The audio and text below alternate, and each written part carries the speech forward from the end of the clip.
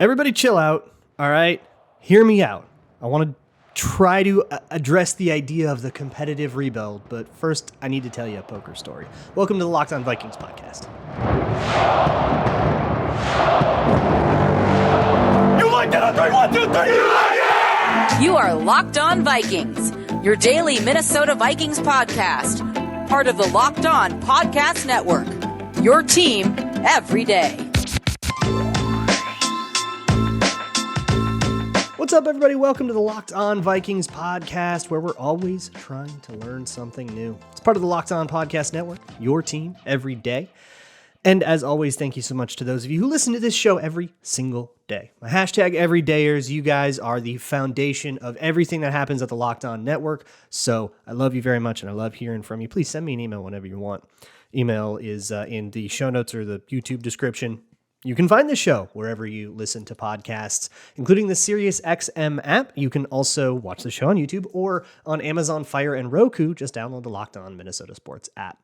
Today's episode is brought to you by PrizePicks, the easiest and most exciting way to play daily fantasy sports. Go to prizepicks.com/LockedOnNFL and use code LockedOnNFL, all lowercase, for a first deposit match up to $100. I would like to take you to 1976 in the World Series of Poker. And if you are a very big poker fan, like I was when I was a teenager and that was what was on TV, you will know exactly where I'm going with this story. The World Series of Poker was down to two players, a longtime pro that had been one of the fixtures of poker up to that point and continued to be until pretty recently, by the name of Doyle Brunson. And the other guy was a guy named Jase Alto, who was more of an amateur. He was a car dealer that just decided to enter a poker tournament and had a really good run. It was just the two of them left. And when you talk about Texas Hold'em, usually you are betting in an environment where there's 6, 7, 8 people at the table, and everybody can have a whole bunch of different hands, and a lot of different things can happen. So it sort of behooves you to be really conservative with the hands you decide to keep and the hands you decide to call and enter and try to play out. But heads up, if you fold, the other guy wins, even if it's just the blinds. So you're encouraged to be a little bit more aggressive.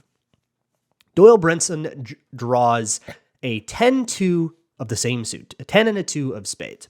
And again, for those of you who don't know Texas Hold'em, that hand big sucks. That's not a good one. A 2 sucks because it makes the worst pair. There's no straight opportunity. Yeah, it's suited. That's something, but that's a crappy hand. But hey, your head's up, right? You got to play a little bit more aggressively. Jase Alto has ace jack, way better hand, right? He hits one pair. He's got a better pair than anything Doyle Brunson can make without getting super lucky. So the flop comes out. And again, for those who aren't aware of Texas Hold'em, that's 3 cards that both players can use to make their hand. It comes out ace, jack, 10. So that gives the guy with an ace jack a pair of aces and a pair of jacks. And it gives Doyle Brunson a pair of 10s. So he hits the lowest pair on the board. He decides that he is going to bet very, very aggressively. Look, there's a world where his opponent has an ace. There's a world where his opponent has a jack, and he's going to be way behind in that. However, if it's anything else, he basically gets to bully this guy out of the pot. Doyle Brunson bet so much that to call, Jase Alto had to go all in. So if Doyle Brunson somehow pulls out this hand, that would be the end of the tournament, and Doyle Brunson would be the winner. What happens? A 2 and then another 2. He ends up with a full house and he wins the hand. One of the most legendary stories in all of the history of professional poker. The literal next year, he ends up in the final 2 again of the same tournament, the World Series of Poker main event. He's up against a guy named Gary Berland, who is more of a professional, and he looks down, and once again, it's a 10 and a 2. If you play Texas Hold'em now, you're in a casino, and you say you have the Doyle Brunson hand, everybody will know that you have 10-2 because it played out very, very similar. His opponent, Gary Berland, has an 8 and a 5. So this time, Doyle Brunson's 10 is the best pair on the board. And again, on the flop, he hits that 10, but his opponent hits an 8 and a 5. So it's the same exact situation. His opponent has a 2 pair. He only has 1 pair. But with the top pair, he plays very, very aggressively, and he pushes in enough chips to make Gary Berland go all in. Yet again, this becomes an all-in situation. Gary Berlin says, I got 2 pair. I know I've got you beat. And he pushes all his chips in. Doyle Brunson calls. Now think about that situation, right? You have bottom 2 pair. That is to say you have a 2 pair with the 2 lowest cards out on the table right now. That's not an optimal situation to go all in. It's a good hand and you should bet it big, but going all in and putting your entire tournament life on the hands of those last 2 cards opens yourself up to some risk you wouldn't otherwise really want to play. But because of the way that Doyle Brunson bet, Gary Berlin had no choice. He had to go all in and expose himself to exactly what happened, which was a 2 on the turn, giving Doyle Brunson a better 2 pair, and Doyle Brunson once again won the tournament. I am not bringing this up because I like poker. I like watching poker on TV. I do. It's fun. And that's not 0% of why I'm talking about it. But I think there's a really good lesson to learn in this. When you are, again, at a big table playing Texas Hold'em with a full table of 10 opponents, it behooves you to play very conservatively. When you're heads up, it behooves you to play a little bit more aggressively. Think about it this way. Let's take 2 robots that play poker against each other. There's no betting, there's no calling, there's no folding. They just pick their cards and wait to see what cards come up, and whoever wins those hands wins those hands. Which hands would do the best, right? Well, 2 aces would be the best, right? And then 2 kings and so on, and an ace king and all that and so on and so forth. 10 and 2 would lose about 56% of the time. It's a negative EV hand. It's the poker equivalent of running on 2nd and 9. It's not really a good value play. And when you're in a situation that's basically 50-50, if you think about this as, remove the chips and the psychology and all of that stuff, I'm across the table from you. You have cards, I have cards. And before either of us have looked at our cards, there's a 50-50 chance that your hand is going to end up better and a 50-50 chance that my hand is going to end up better. So when I look down at my cards and they suck, it kind of makes sense to fold, doesn't it?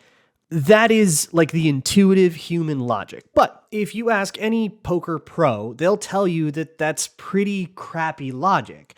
And they'll point to Doyle Brunson as a pretty good example of that. What he did required getting lucky to work out. And there's a lot of scenarios where that same play would have totally blown up in his face. But he was the chip leader. So if he did lose, he would still be in the tournament. And that allowed him to play a little bit more aggressively. And I think the way that he played that engineered a situation where a win was on the table. And ultimately, when you're in a poker tournament and you're in a heads-up situation, the goal is not to eke out a tiny little margin of positive expected value over the long term. The goal is to take all of your opponent's chips and be done with that. When you have a chance where that can occur on one turn, engineering that situation and engineering that decision point for Gary Berlin, where he either has to risk his entire tournament on 2 pair or fold a 2 pair and give Doyle Brunson even more of an advantage than he already had, that is good poker play. That is good strategy. By increasing your opportunities and your probabilities to win the whole dang tournament. It's sort of the poker equivalent of going for 2 after you score the game-tying touchdown instead of just kicking the extra point and going to overtime. I can win the game right here, and maybe I'll lose the game right here too, but I can win the game right here. And I'm going to take that opportunity. He understood his opponent, though, and he understood that his opponent would perhaps overplay a hand that was good, but not unbeatable. And when you're that kind of opponent, if you play poker in a heads-up situation and you wait and you wait and you wait until you have a really good hand, you say, I'm only going to go in if I have like an ace and a face card or a big pair or something like that. You'll bleed a bunch of money on all the blinds that you fold for, and then you really expose yourself to a lot more variance and luck. The real poker pros, the ones that make money doing this, either online or like in tournaments and stuff, understand that how to play the long game and the long term in a world where your fates and fortunes are decided in short-term, gigantic swings of variance. And doesn't that kind of sound like the sport that we love, where there is this sort of long-term, can you eke out a little bit of a profit over the course of years? But at the end of the day, you either go for it on fourth down or you don't. And if you go for it on fourth down and you don't get it, that just decided an entire game where you could have made a whole bunch of other really great decisions. Doesn't that sound a little bit familiar? I think it's a decent allegory. I'm going to keep going with this super strained and overworked metaphor in a little bit. So please just bear with me. Today's deeply weird episode of the Locked On Vikings podcast is brought to you by eBay Motors. eBay has everything your car could possibly need, whether it's something under the hood, you need a part replaced, or something cosmetic like a new LED headlight or something that you think will make it a little bit cool. eBay understands that a car is an extension of you. It's a way that you express yourself in the same way that the clothes you wear are something that you express yourself. And that means you got no time to let that thing get all bent out of shape. With over 122 million parts for your car, you'll always find what you're looking for. And with eBay Guaranteed Fit, the part is guaranteed to fit your car the first time, or you get your money back. With eBay Motors, you can get everything you need at the prices you want and turn your car into something that you can be proud of. So keep your ride or die alive at ebaymotors.com. Eligible items only. Exclusions apply. eBay Guaranteed Fit only available to U.S. customers. Thanks so much for listening to Locked On Vikings every single day, including the days where I decide that I'm just going to get weird with it, which is where we're at today. For more Minnesota sports talk, check out the Locked On Minnesota Sports YouTube channel. They've got a 24/7 live stream that will have constant Minnesota sports just coming down your gullet. That is Minnesota Timberwolves, Wild, Twins, this show, Locked On Minnesota Sports, all of it, looping 24/7. Until your eyes turn into little spirals. So let me try to bring this back into a football place. The reason I bring up that story is because that strategy applies to an environment that has to balance skill and luck. If you want to play a luck game, you play roulette, right? And, if you're playing roulette, if you're playing like blackjack, you want to do the things that are the best odds over the long term. Because, why would you ever pick a 45% outcome versus a 55% outcome? It's not a huge difference, but why would you ever pick the smaller one, right? But poker's a little bit different because there's a psychology to it and there's a skill to it. There is a skillfulness to playing from behind, playing from a hand that isn't the best hand. If poker were a game where it bet like blackjack, where you put in your money at the beginning of the hand and then you flip your cards over and you see who wins, it would not necessarily be that open to strategy. It'd be much more of just a mathematics game. But mathematics will never capture all of poker because there is that psychological element. There is that idea that if you're playing against a particularly passive player, you're going to be just that much more willing to be aggressive because they might have a better hand within you, but that hand can't win if you can bully them into folding. That is the logic at the core of heads up poker in particular, when it's truly like mano a mano. And what that requires is that you have to take some negative EV situations and go headlong into them. That is the lesson of poker to me, that sometimes you got to play it out on a 10-2. The competitive rebuild to me is that idea personified, playing it out on a 10-2. Because you just kind of never know when you're going to go 2-2 on the river. Like, who knows, right? You miss 100% of the shots you don't take. That's I guess the philosophy. For those that haven't followed it closely, the competitive rebuild has been explained a couple times by Kwesi Adofo-Mensah in press conferences and stuff, is the idea of sort of softly retooling the roster on the fly, while not really changing all the light bulbs at once. You change some of them, you leave some of the spots in place, but eventually they do want to turn this roster over into something new. And they have rebuilt the roster a lot in the last 2 years. If you are somebody that sees the Vikings as running it back over and over and over again, I ask you who is being run back, who is left from the 2021 season, the season before Kwesi Adofo-Mensah got there.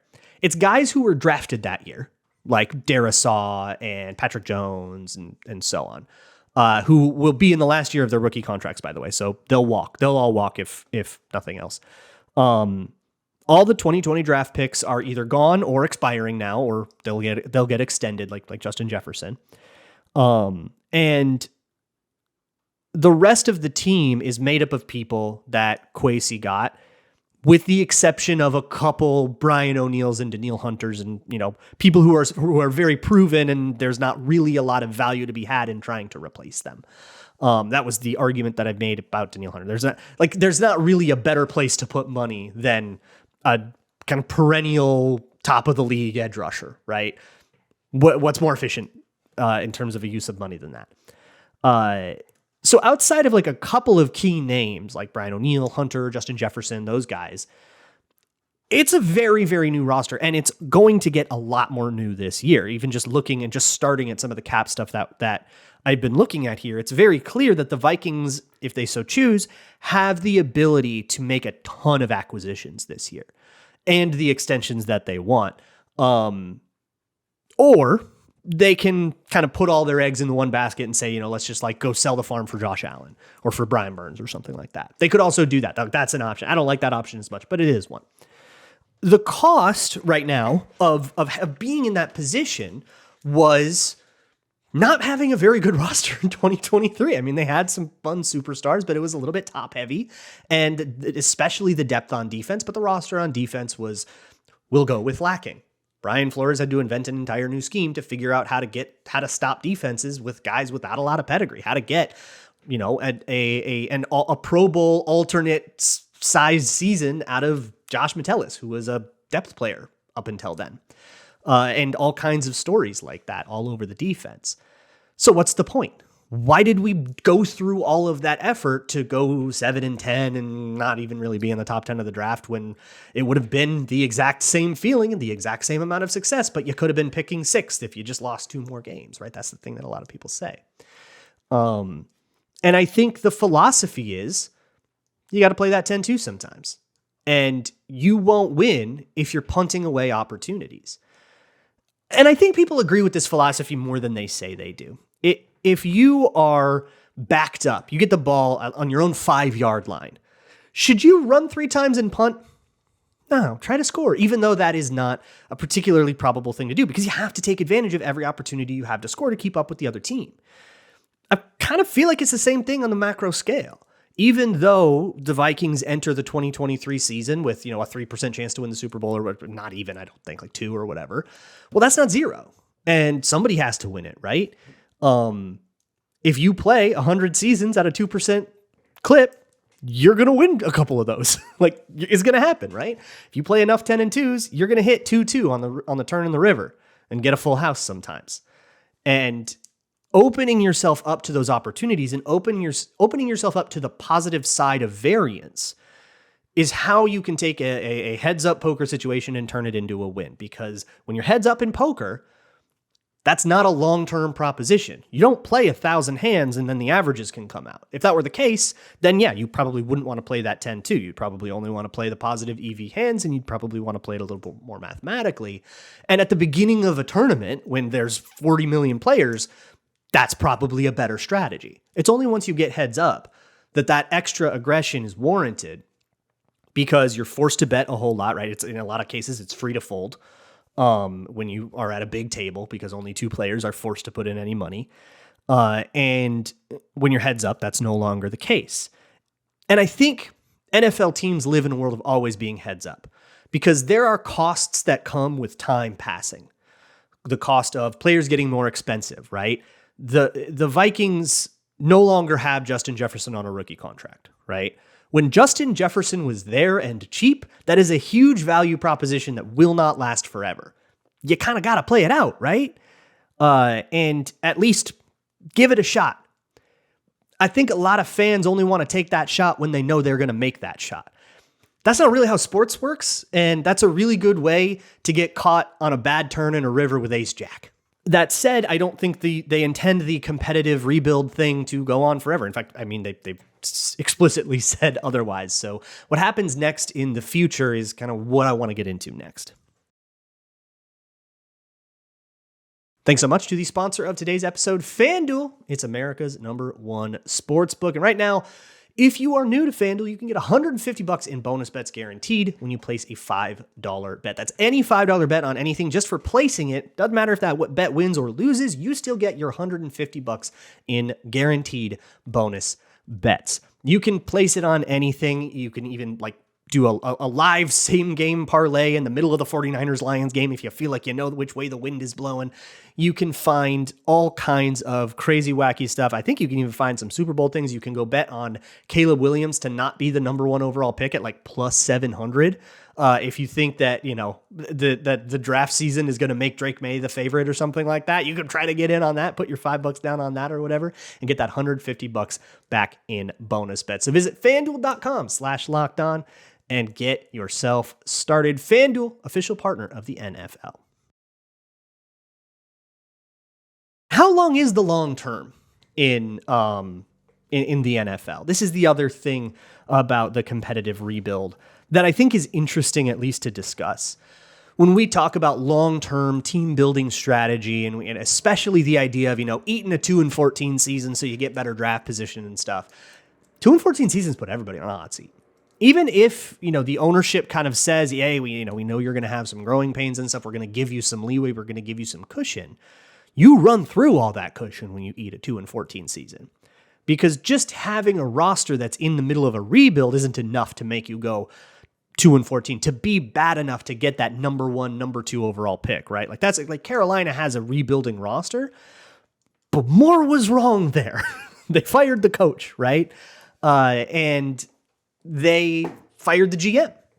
GM didn't survive it. So if Ron Rivera had secretly met with the new ownership of the Washington Commanders and said, yeah, I get it. We're going to prioritize long-term. We'll kind of take this. We'll sit this year out. We'll start Sam Howell, give the young kid a whole bunch of tread on his tires and kind of not care if we lose a bunch of games. Totally get it. I'm in, right? Which he would never do. But let's say he did. Whoops. Now his successor gets to reap the rewards. So when you think about the actual actors that affect the idea of like a true rebuild, they don't have much of a long-term. How long does Kwesi have, right? If the Vikings say, gosh, you know what, you guys, you're right. We're not going to compete this year. I mean, we'll maybe go 7-10, but we're not really Super Bowl contenders this year. We admit that we're bad, right? Oh my God, how cathartic would that sound to some of you people? We admit it, that we just aren't good enough. We'll let everybody go. We'll trade Justin Jefferson for draft picks. We'll trade Danielle Hunter away, or we'll let him walk in free agency. We'll get a bunch of draft picks, right? How long would that take to really turn into a Super Bowl contender? It ain't going to be next year, right? Because you got a bunch of new rookies, right? You're going to have a bunch of free agents. You're still going to be dealing with dead cap. It's not going to be the year after that, because you're still, those rookies are only second-year players. You're going to have sophomore slumps. Some of those draft picks aren't going to hit, right? You don't get to hit on every draft pick. So some of them are going to bust out. You're going to have to replace them with new draft picks. Same, with free agents. Guys are going to get hurt. Guys are going to start getting older. By the third and the fourth year, some of those contracts are going to start coming due. You're going to have to start extending people. Again, that you still have some of those old veterans that will get a little older, or whoever you sign in free agency. If any of those free agency contracts don't work out, you got to cut them. Now you got to deal with that dead cap. And then before you know it, it's been 4 or 5 years. You've made the playoffs twice. You haven't won a game, and suddenly you have a cap problem. But enough about the Miami Dolphins. Sorry, I had to do that. But the point is, how long is it okay to wait if the team decides to go into a rebuild? If you say 3 years, okay, by year 3, you got to be contending.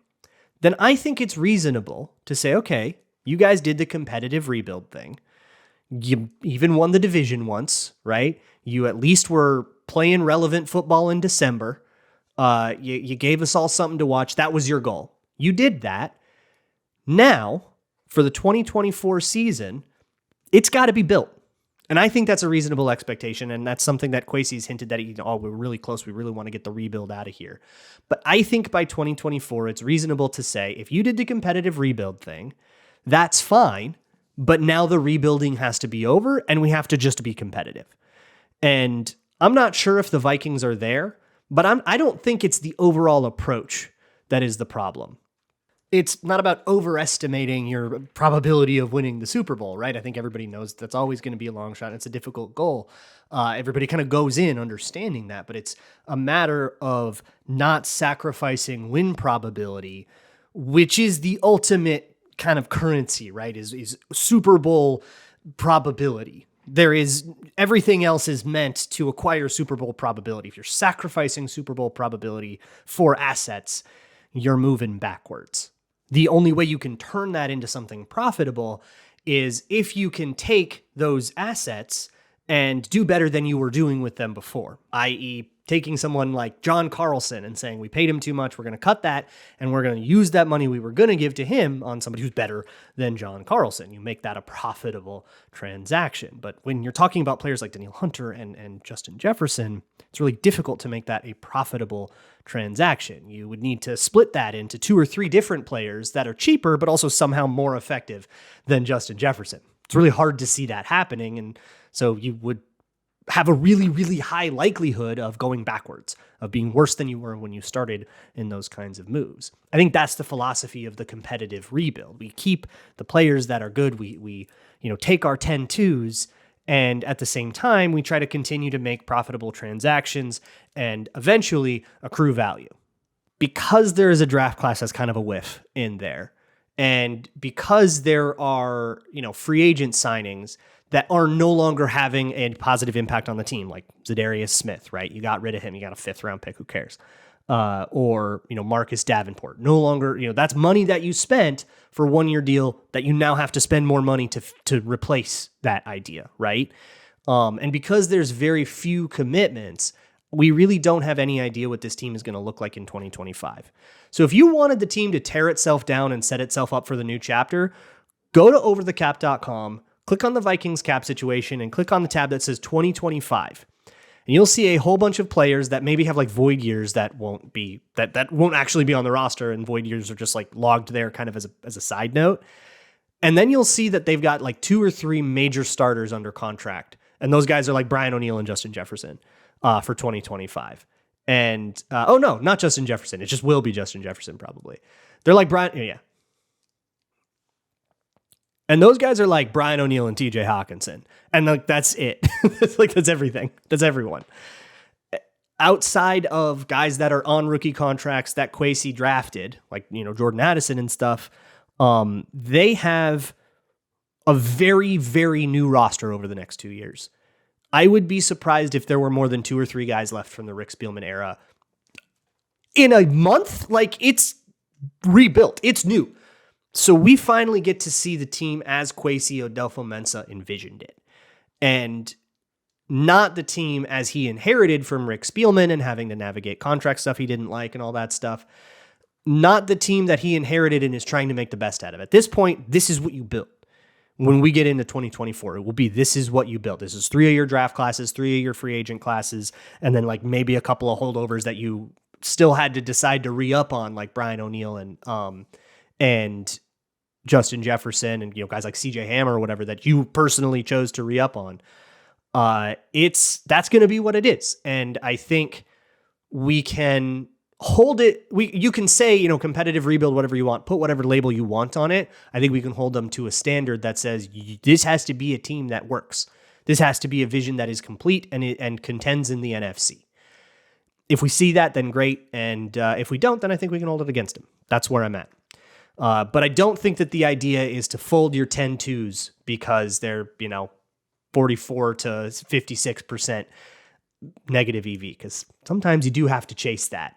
That can be your opportunity, and that can open yourself up to weird bounces.